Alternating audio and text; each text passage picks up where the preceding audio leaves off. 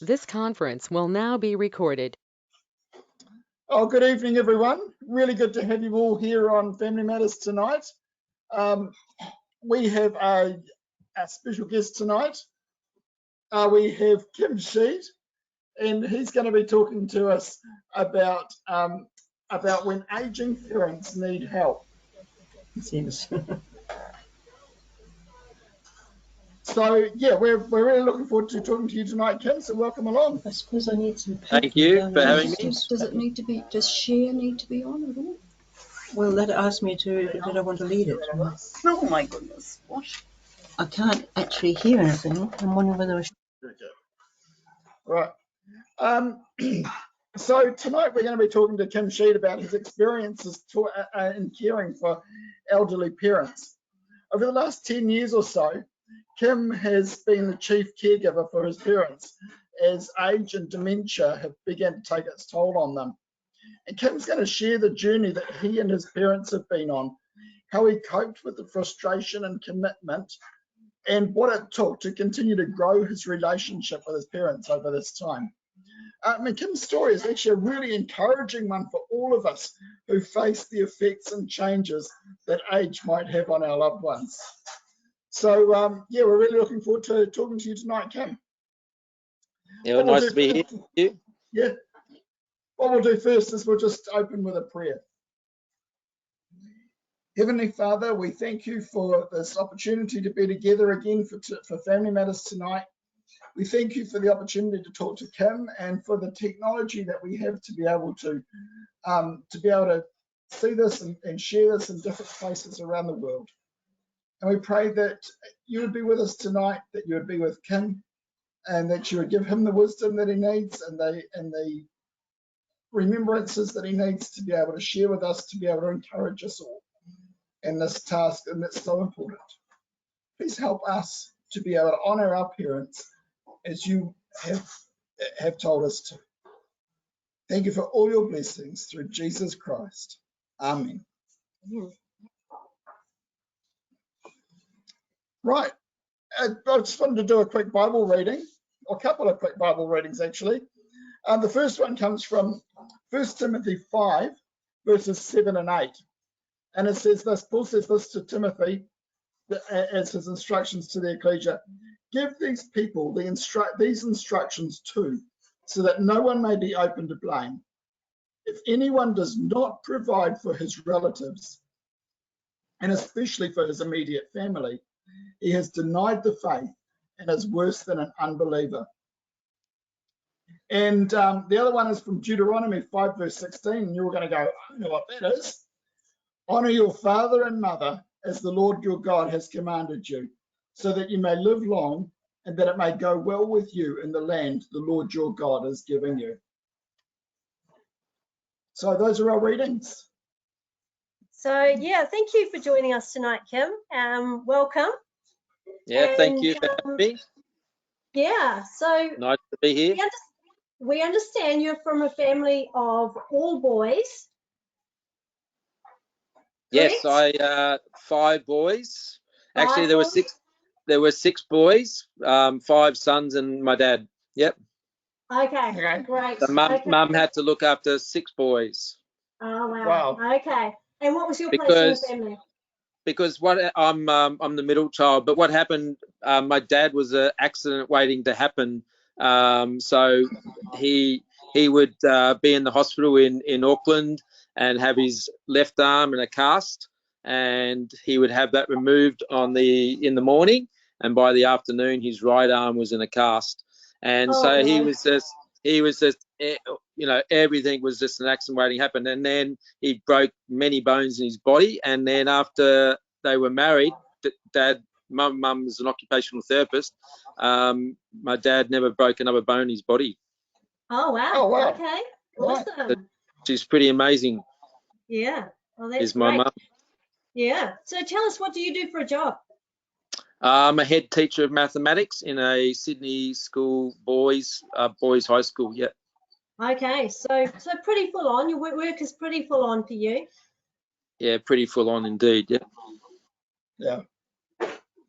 So getting to your parents, they obviously gradually get older or got older, when did you start to realise that your parents needed support?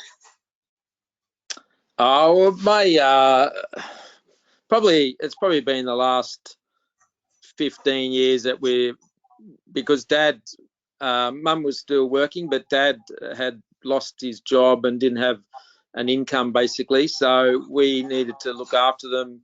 Probably for the last, well, probably 20, 25 years, we've looked after them as a body of boys and sons, because Dad didn't have an income, so we wanted to make sure that they had a house somewhere to live and they could feel secure and not have to worry too much about, where the next meal was going to come from. So we decided to put us all together and see how it went. Okay. So what does this look like over the years as, from where it started to where it is now? What's been the progression? Oh, we what we did was my mum and dad lived with my two brothers, my younger brothers, and then they lived with me, and then they lived with my two other brothers, and then they lived with me. So we just kept on rotating around, and then I've had, over the last probably a little bit more than 10 years, looking after them and that sort of thing. Yeah. Yeah. Was there a point in looking after them where you sort of went, okay, so this isn't just about providing them with a place to live or making sure they had the next meal, but actually a case of where you're going, actually we really need to start looking after them now, physically? Yeah, well, as I said, my dad was an accident waiting to happen, and so later on in his life, his body said, well, it's now payback time, and he just had a lot of found it really hard to walk, found it, his hands were very sore, and arthritis and that sort of stuff. So we needed to. It was hard to maneuver him, so we needed to make sure that he was going to be safe. He was having falls and those sorts of things. My mum is physically fine, apart from she has a thyroid gland. Apart from that, she's been pretty healthy. So although I must say she's had high blood pressure, and that's probably looking after my dad, I think. So yeah. But I mean, my dad, just physically was getting harder and harder to look after. Okay. Yeah. Yeah, and there was dementia that came into the picture at some point as well, wasn't there? Yeah, so we all thought that Mum was starting to show dementia first, and we started talking to Dad about it, and about 6 months later, Dad just sort of, won the gold medal in terms of Mum and Dad, because he just leapfrogged her, and he started, dementia-wise, getting a lot worse. So. Okay. Yeah, so that just adds another layer to the whole care package, doesn't it? Oh, it does. So what would happen with Dad was he was starting to walk about, to walk wherever, and it was hard. Sometimes we didn't know where he was, and he would just go on a venture, on a taxi or a bus. So that added an extra dimension where you had to, not only was he very possible going to have a fall, but he wasn't sure where he was, and those sorts of things. So it adds a major dimension to dementia. Yeah. Yes, Yeah. absolutely. So how did this look like for you? You were still trying to work full time as well as care for them over the time they were at your home? Yeah, so what happened was I decided to buy a house. I wanted them to have, a place to their own, because we were at my brother's house, and that was a bit frustrating because my brother is a hoarder, and so there were boxes everywhere. So it was getting a little bit harder for Dad to get around. So I ended up buying a house up on the Central Coast, where actually the bank owns it. But we moved up here, and then I was able to go to work. I felt fairly confident going to work and coming home. But then after a few months, I decided to get professional care in and to make sure they had people come over, someone come over about 4 days a week, take them shopping, take them wherever they needed to go. And then I could come home and cook them dinner and just make sure they were safe. But it did get to the point where, as I said, my dad started just wandering, and it was really hard to track him down. So when you get a phone call from a taxi driver in Sydney saying, "You Kim Shead, I've got your parents here," but so Mum would go along for the ride, because Dad would say something like, "Oh yeah, just gotta go down to Sydney to seal a deal. Do you want to come for the ride? Well, work's on. I've got to get this done." And my mum would just go along thinking, so that her dementia was starting to kick in too, because she was starting to believe him. And you get phone calls trying to find him in Sydney, and it was pretty scary at times. So yeah. So Yeah. did you have something in place so people knew who to contact? Yeah, so I bought them a bracelet which had their name and their phone number, my phone number, and just explain, on that bracelet people were able to read it. So I had a few number of phone calls saying, "Are you Kim Shead? I've got your dad here. He's in Sydney, he's in St Ives, he's in Terry Hills." So the bracelet worked out really well. Okay, well that was good. And they obviously had phones as well. Okay, just going back a step, where you said you got professional help in, was that difficult to get in place? No, the government provides, so they will tell you that, so the things are available are you can either get professional help in or aged care. You can obviously go it alone if you want to, but those things are made available from government. You got to pay for them, of course, but being government, they're cheaper than, you could also go through private, which is a bit more expensive. So they have packages there for you to work with. Okay, so it was all government subsidised. Yeah, subsidised. Yeah. So That's good. Yeah. And But you can have your own private ones if you wanted to. Yeah. Okay. And how did you find that, like with the care that they were given over that time? Was that really helpful? Yeah, it gave me a bit more confidence that I could come home and Mum and Dad will be all right.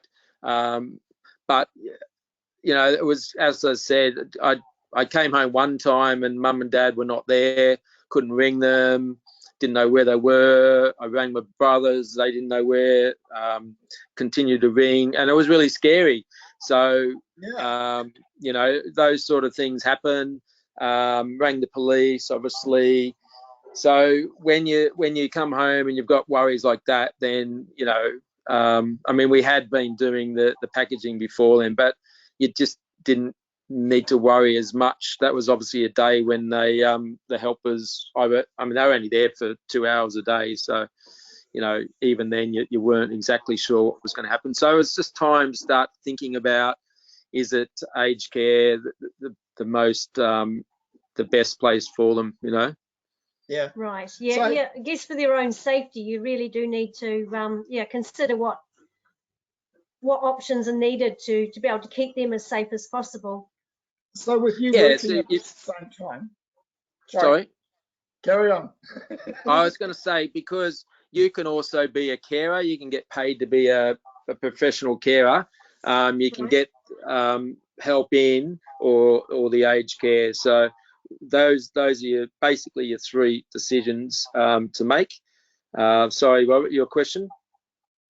Yeah. I think it was, were you working full time? Yeah, while you were working full time and your parents were sort of starting to wander off, did you find yourself really worrying about them all day at work? Yeah, you wondering did. what they've been up to, or you would think. I knew my mum was not. She'd never be a wanderer. She's starting to be a wanderer now, but she was never a wanderer then. So I knew my mum would be all right. It was just a matter of, I would ring up my dad to see how he was doing. if I got a phone call, because they were still, you know, using phones and all that. So I'd tell them to ring me and those sort of things. So I remember one night I had to stay back at school because we had a parent-teacher night, and I rang up throughout the day, and then I rang up Dad and I said, look, okay, dinner's I put it on the bench. All you need to do is put it in the microwave, turn it on.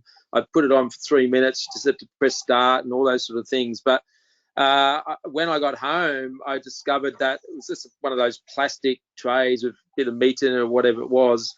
Unfortunately, Dad had only just put it in the oven. He put it in the oven rather than the microwave oven. So those sort of things, very scary. I remember having a friend stay, and he was staying for a few days. So he was, you know, on one particular occasion able to help. But he told me that Dad left the stove on and just walked away and those sorts of things. So, yeah, it started to really weigh on your mind that, you know, something's going to happen here. We need to do something about it. Mm. Yeah. Wow. But with the boys, we decided that we wanted to look after Mum and Dad as much as possible. So we did not want to force Mum and Dad to go into an aged care facility. We wanted to make sure that it was their decision. So in the end, what happened was that Dad a number of times had gone wandering. He had been had falls. Like I said, I'm the power of attorney, so I'd go into their credit card just to check if their bank details were all okay, and I'd see $200, you know, whatever, and that was a taxi fare down to Sydney.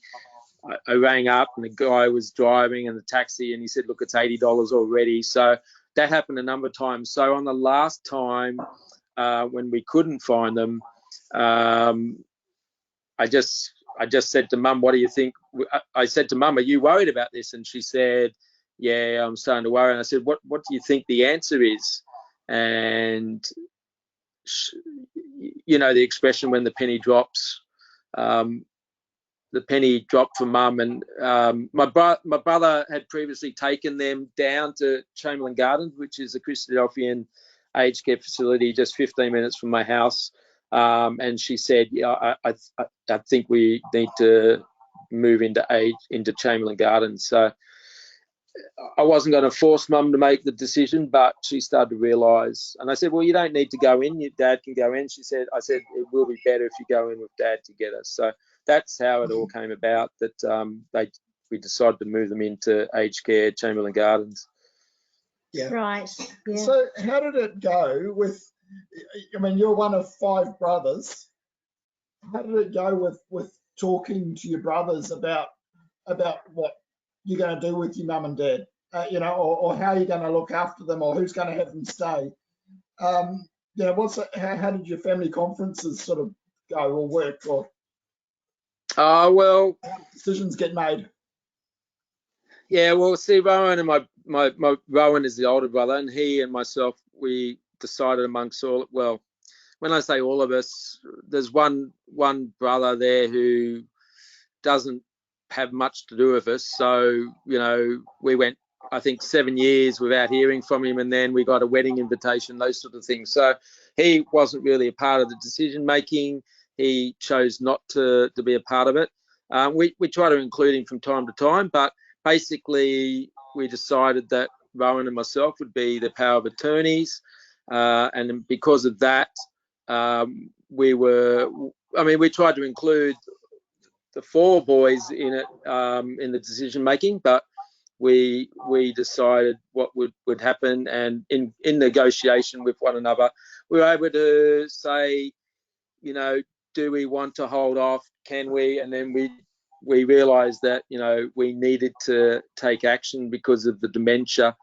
The dementia, as you said, adds another dimension, and it just makes it really hard. And I couldn't guarantee Mum and Dad's safety going to school every day. So we needed to. So I would just make phone calls to my brothers and just say, you know, this is the situation. What do you think? And they go, yeah, we can see it. So we ring up when we need to. We talk about, like, when Dad had a stroke, so I rang up all the boys to tell them, and I said, what's going to happen about, what do you want to do? They've said that, do you want extra help, keeping him alive and all that? And we all decided, without any pressure, that we wanted Dad just to, be at peace, and he would be out of pain, and not be on life support and those sort of things. So we it's just the phone calls and just sort of talking about it is how we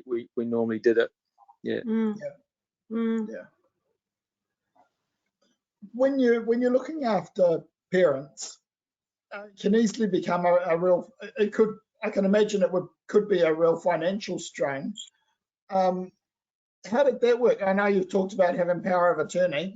How did all that sort of, the financial side of it work for you? Yeah, I mean, it was a financial burden, but how many years and how much money did they pay for us, as young boys? Like Mum and Dad used to buy shopping, $300 worth of groceries Thursday night, and by Friday morning, 3/4 of it would be gone. So just the financial side of things from Mum and Dad's point of view, to look after 5 boys and growing boys at that, you're going to be eating out of house and home. So they were always willing to, to financial gain. So you take it in your stride, being the power of attorney. If there's things that have to be paid for, I can take it out of their accounts if I need to. You chip in. I didn't get as much help from the brothers as I could financially. That's just the way it went. As I said, one brother didn't want to know. One brother lives on the Gold Coast. One brother's got, worries of his own.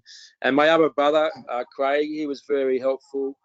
So he would, you work it out, and it's a strain, but how much have they done for you, So financially, it's a chance to give back, isn't it? Yeah, it's a chance to give back. I mean, financially, I'm on a head teacher's wage, so some things you got to grin and bear. Other things, if we went out for coffee, what I would do in the end was I would pay for one round, and then next time Dad would pay, and then next time Mum would pay, and we try to rotate.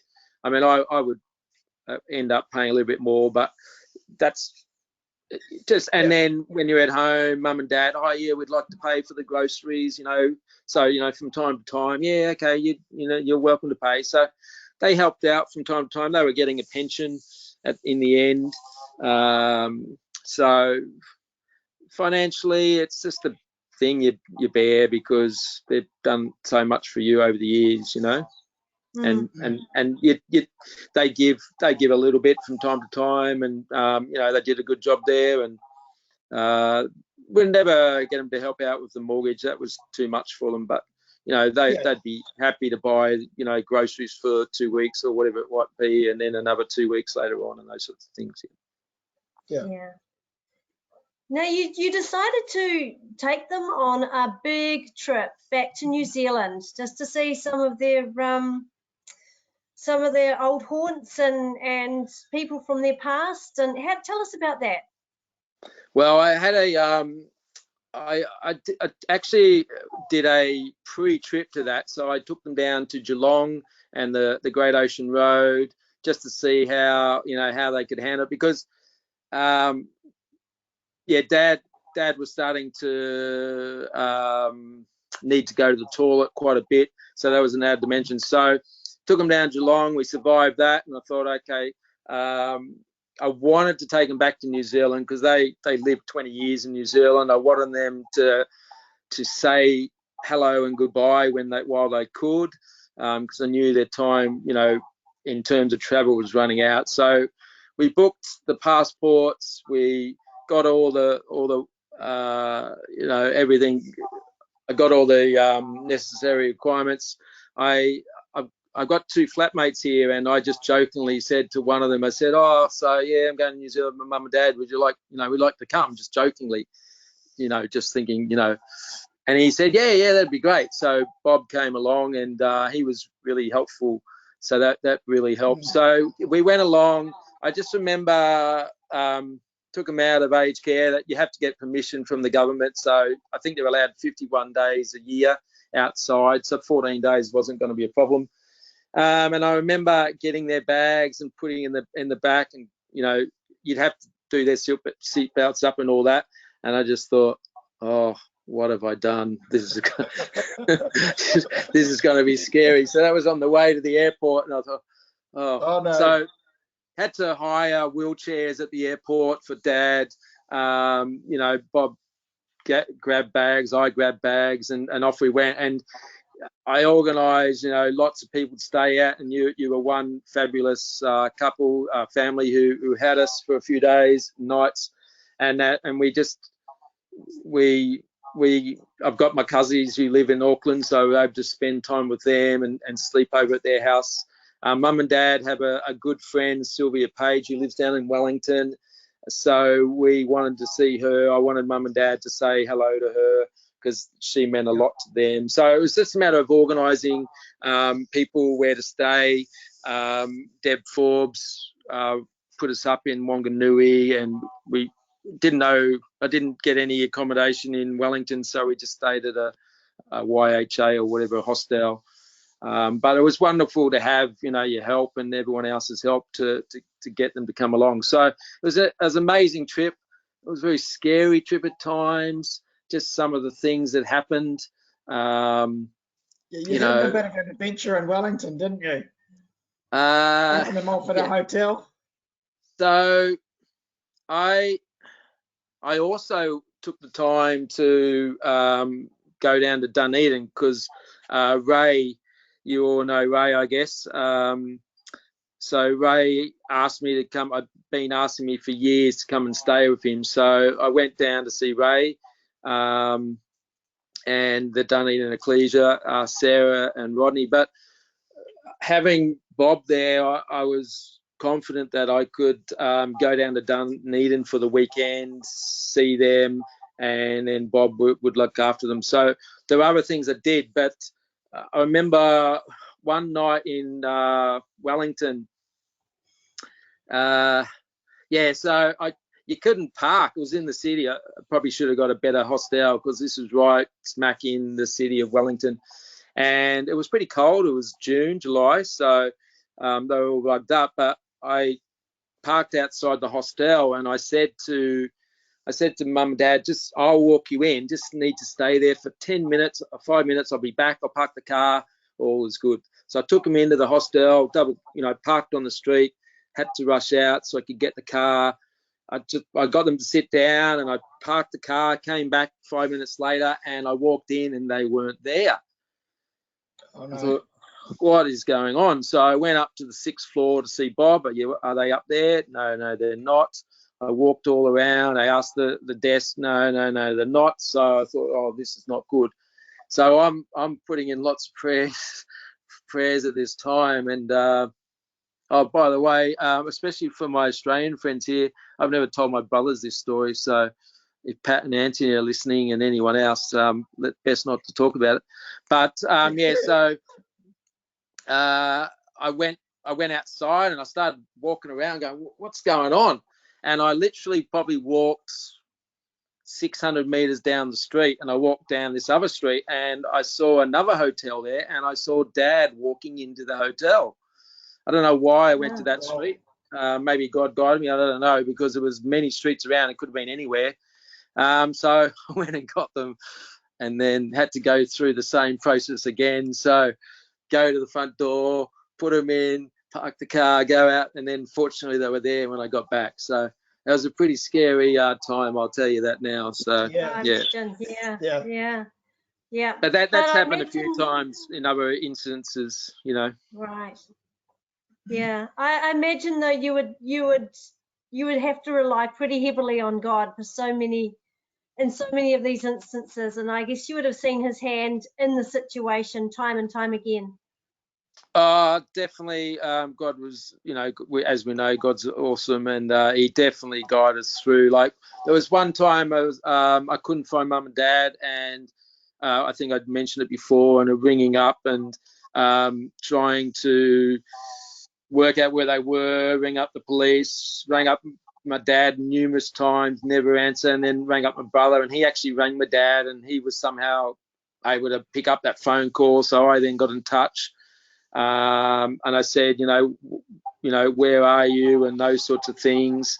And then I actually rang them up, and they were in a place called Monavale, and I said to them, where are you? And they said, oh, we're in Monavale. And I said, can you give the phone to someone else to see? So I'd asked the guy, and I said, oh, look, where are you? And he goes, yeah, Monavale. And I said, oh, look, can you just point them that way and just get them to walk up that street, because that's where my brother lived. And he said, no, I'm really busy, mate, but look, I'll pass you over to this other guy. And I said, so I started talking to him, and I said, Craig. So I listened to him, and it was my brother Craig, who lived in Monavale, and he was walking home. And I said, can you see mum and dad there? And he goes, yeah, I can. I said, well, they're yours for the night. So God was just amazing how those things would unfold. Just so, yeah, another story was Dad was in, I worked at a place called Asquith. Dad was in Hornsby at a cafe, and the guy rings me up and he says, look, your dad wants to go to Killarney Heights, which is where we used to live. I don't want to give him a lift. I want him just to stay here. Can you come and pick him up? So my mate from work, we car shared at the time. He dropped me down there. We picked him up, but we couldn't get him home because I didn't have a car. So had a faculty meeting, and then my dad sat in there, introduced everyone to my dad. And then I got home and he said, Kim, that was a great faculty meeting. Thanks very much for that. So just the way, just those sort of things, how people would help out and do. Like one time, they're in the train. Can you point them to Gosford station? Yeah. So someone would help them to the train station, to the ticket. And I'd tell them, look, come up the stairs and I'll meet you. And once again, they were there and they were able to find me. So God was amazing in all that he did, and still is, of course. Yeah. Now there must, when you're dealing with people with older people with dementia and so on, there's got to be some really frustrating times. How did you? Well, there you gone. If you can still hear me. Yeah, I've just got to plug in my phone. How did you deal with the frustrations? Yeah, once again, lots of prayer. I realised, can you hear me? Yes. Yeah, I realised that I remember there was one time and Dad did something which was really just crazy, and it really frustrated me, and I realised that I had to try to be obviously more patient. So you pray for patience, just to be able to not to get yourself in that situation where you were getting upset about it, because I had to realize that Dad couldn't help it in the end. He would do things because he's such a generous man, and he would like to do things for you, but he would not he would do it but not realize that by doing that it caused this effect and that sort of thing. So I had to be more patient. I had to people talk about you shouldn't try to change their story, and how you try to work with the story that they talk about, because I used to say, well, no, that didn't happen, no, but then I realized that you had to get them with the story they had rather than the story of reality. And my dad would often have a story that just wasn't reality anymore, and you had to work with that rather than try to condemn it, sort of thing. See, patience, working with the story that you've got. I think it's wonderful to be able to just include them. I tried to include them in everything I could to, build that so they could have fun. They could have, and that overcomes the frustrations when you try to build that relationship again, because you're starting afresh. I would take them down to the meeting every Sunday. We'd travel about an hour to get there because I go to a ecclesia that's probably 55 minutes from my house. I have to go into their house over an hour. So I just wanted them to be included. And I think doing those sorts of things with your parents, it's like starting afresh, but when you can enjoy their company, because we had a lot of fun together. When you can enjoy, I mean, that time in New Zealand was a wonderful time. We had so much fun. I mean, there was some scary moments, but you know, it was fun just to spend that time with them, and you get to see another side of them. So that, to me, overcomes. You've got to work hard at overcoming the frustrations, but building that relationships helps. Yeah, absolutely. So really, a lot of it comes down to learning to enjoy that moment that you're in now, but also to be able to really just build a deeper relationship and be able to really engage with that and find the blessing in that moment. Yeah, I think you do have to try to enjoy it as much as you can. I mean, it is sad, and no one wants to see any of our parents getting older, but it's a fact of life, and it's going to happen if they get to an age. My dad was 85. You know, if they get to an age of 85, their mind's going to start playing tricks on them. You know, so you've got to appreciate for what you do. You build those fun times. You know, but you've got to realise these things are going to happen. So, and it is sad, but so you got to try and look at it at a different point of view, because if you get too down about it, then it's going to really frustrate you. Yeah. And there are frustrating times. Sure. And you try to include God in it as much as you can. So I take my mum. My dad's passed away now, but I take my mum down to the seashore, and we look at the pelicans. We do a reading. You know, we go for a walk. You know, and you just have a bit of fun with her. You know, and I mean, I took a 10-pin bowling. I actually took mum and dad 10-pin bowling, and and Bob came. Mum used to get 172 at 10-pin bowling, so she was pretty good at 10-pin bowling. And I remember taking her, and she still beat Bob, my flatmate, and we went a few years ago. So I don't try to tell that story to Bob too much, but she got about 90. So, you know, and I had my dad, he would get the ramp. So he was not strong enough to push the ball, so we'd have to help him push it. He'd have a bit of fun, and we'd put the bars up, and, you know, there was one time when he you know, hit the bar and then come in and he got a strike, you know, those sort of things. So, you know, that didn't happen often, because he probably only got about 20, or was only, I think it was a spare more so than a strike. But yeah, so, you know, you try to have fun with them as well. I actually did take my mum there probably last holidays, and I took her bowling, and yeah, the time has come for her, unfortunately, to stop the bowling, because it was just too heavy for her. I got the ramp, we used the ramp. She got, I think, 35 this time compared to 90, but it was just, the ball's just too heavy for her. But you try to have a bit of fun, you know, and I think they appreciate it. So it's building that, knowing there's frustrating times, but building the fun times, and there's still a lot of fun to be had, because my mum and dad have got an amazing sense of humour, you know, and you just love hearing it. Like, there'd be time, the other way to build a relationship, my brother and myself, we used to cook dinner for them every Saturday night. So we'd have a roast dinner, so I'd bring them up, and my brother would come and stay up for the weekend, and we'd cook them dinner, and just that was a lot of fun. My brother would go to the point of, because I've got an aloe vera, if anyone wants any aloe vera, please let me know. I've got plenty of it. He would get the aloe vera from down the back and rub my mum's legs, and just, you know, make sure my mum's legs, because they were getting a bit old, her legs, and he would spend every Saturday night, you know, every Saturday night, but most Saturday nights, just rubbing her legs with aloe vera. Just having that fun times with them. But I talk about my mum and dad's sense of humour. My mum and dad, so you go down the aged care facility, and you'd open their drawer up, and there'd be about 4 remote controls in there. And you go, what's going on? And they go, oh, you know, and so these are all remote controls from the aged care facility. So my mum and dad just pick them up, take them to their, you know, my mum's purse. You used to see my mum's purse. It's just like got everything in there anyway.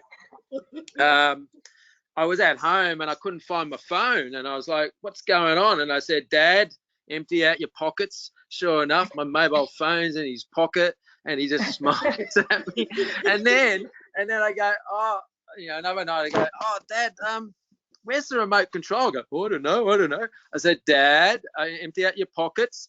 And he'd be like, just look at me, and then all of a sudden there'd be remote control. And then another time, Mum would have the remote control in a purse. And you go, so just their sense of humour was, you know, a lot of fun as well. And you were able to, that was one thing I really did enjoy, you know, with them.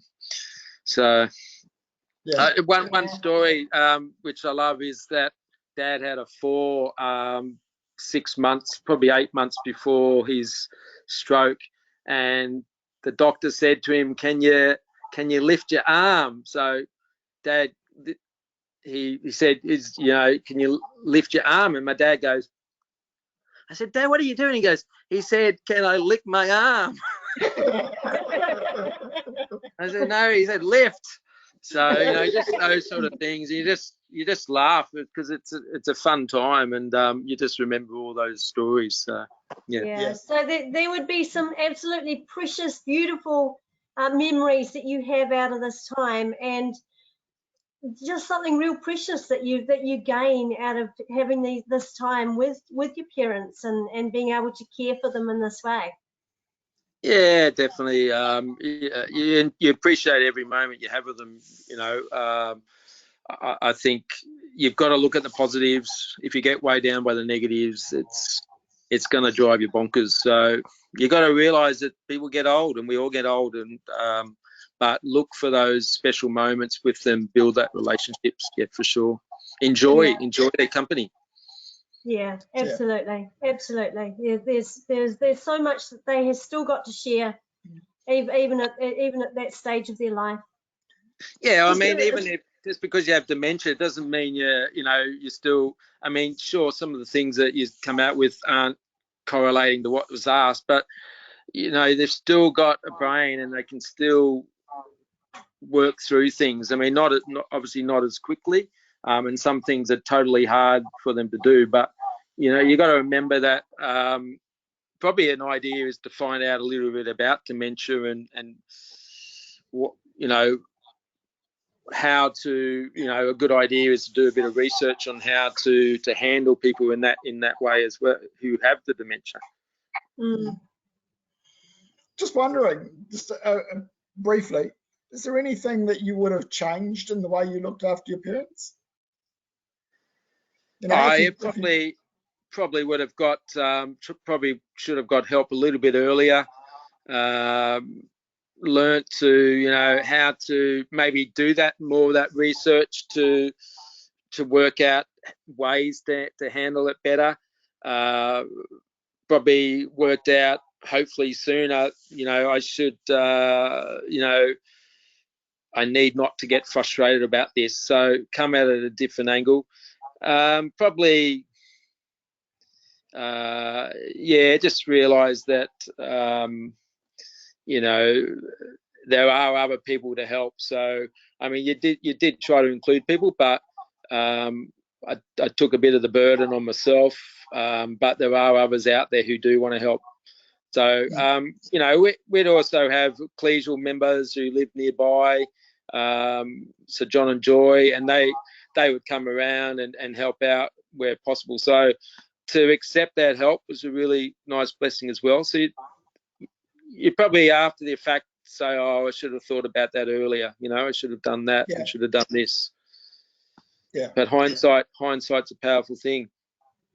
And you know what we're doing now, you know, is great because, you know, there's someone that's going to be someone that's out there is listening tonight or on the recording, and it's going to be going, well, I'm just starting out on this journey, and you know, I'll do some research, or I'll ask for the help now before I really need it, you know, and get those systems in place, you know, check out the power of attorney, the sort of things that you've done.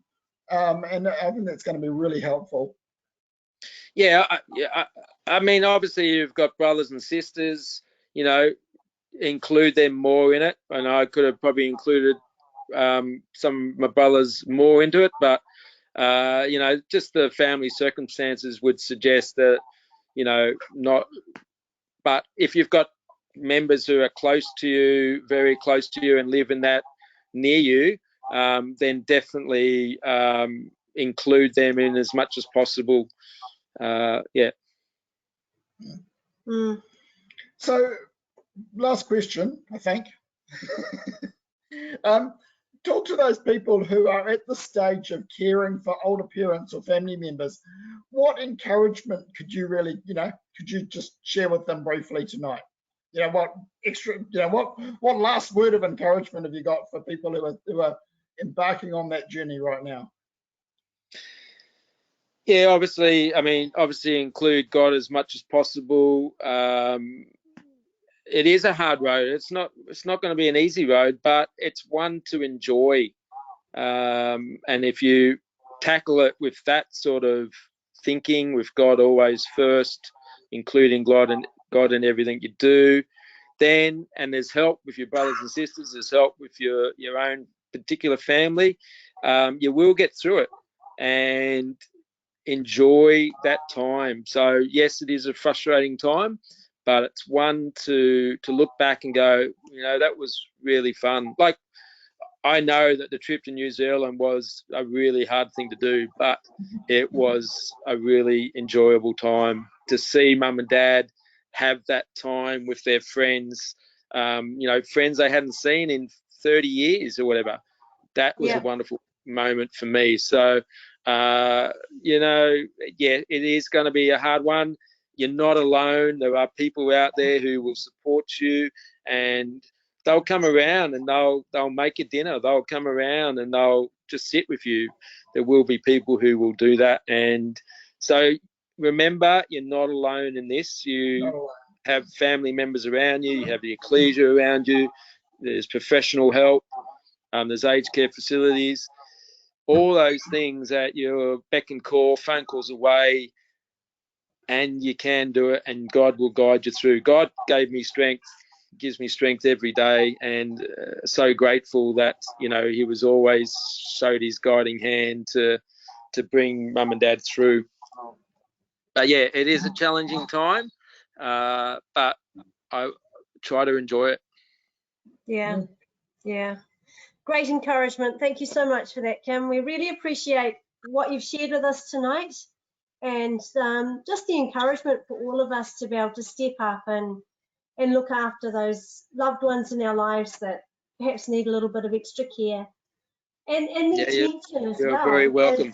I know that sometimes it can be a very lonely time and a very scary time for those that are in that situation themselves, and just to know that they're surrounded by people who still love them, who still care for them, who are watching their back, is very, very important to them. So thank you for being the person that has done that. Thank you for sharing that with us. Energy. Thank you for having me along tonight, and hopefully I've been able to help and to encourage. And if anyone ever needs to talk to me about it privately, I'm sure Robert and Sharon can point you in my direction if you need to. But there's many people in New Zealand who have been through the same situation, and Australia. So we do what we can, and totally. If you hang around a bit, for those of you who are online now, Kim's still around you can ask him your questions if you've got any extra questions. Afterward, so in the next few weeks, what we've got is on the 2nd of August, we have a topic of forgiveness with David Bailey. So that'll be quite cool. And on the 16th of August, we've got a topic, making lemons out of, let's do it differently. Making lemonade out of lemons with Art Courtnall. So a couple of really interesting ones coming up, and a few others in the pipeline as well. So if you want to receive reminders about these these Family Matters programs, just send me an email, robert@thinkythings.com, or if you want to know anything more about them, or if you want to get in touch with Kim, for instance, robert@thinkythings.com, and I'll gladly help with that. You can also see past recordings on, if you Google Pakuranga Christadelphians, you'll be able to find past recordings of other Family Matters, and including this one, if you want to watch it later on. So what we're going to do now is get Kim, if you wouldn't mind, just close with prayer. Sure. Okay. Okay. Our Father who is in heaven, we praise your great name. We thank you, Father, for the many blessings that you give us. We thank you for our family. We have a family, our own personal family. We also have the ecclesial family, Father, and we pray that we know that aging is a fact of life until your kingdom. So help us to encourage one another, to support those who are particularly going through challenging times with their parents getting older, but help them to realise that help is nearby. We pray that we may try to look after our family and enjoy that time when we can, because we know that life is precious and that time waits for no man or woman. So please give us the strength when these times are happening, Father, that we can work through them, we can enjoy the experience and know that you give us the energy to cope. So we offer this prayer in Jesus' name. Amen. Amen.